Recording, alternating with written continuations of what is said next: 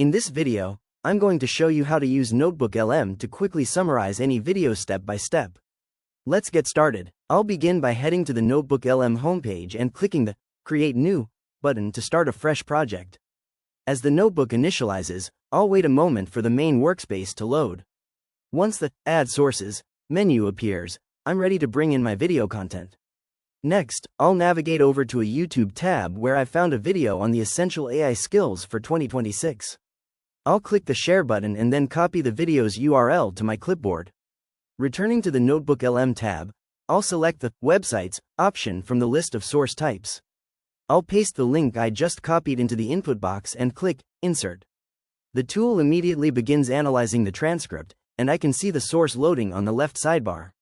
Once the source is fully processed, an automatic source guide appears, but I'll use the chat to get more specific. I'll type a simple prompt asking the AI to summarize the key points from the video and hit Enter. NotebookLM then begins scanning the material, identifying the most important skills, and drafting a structured response for me.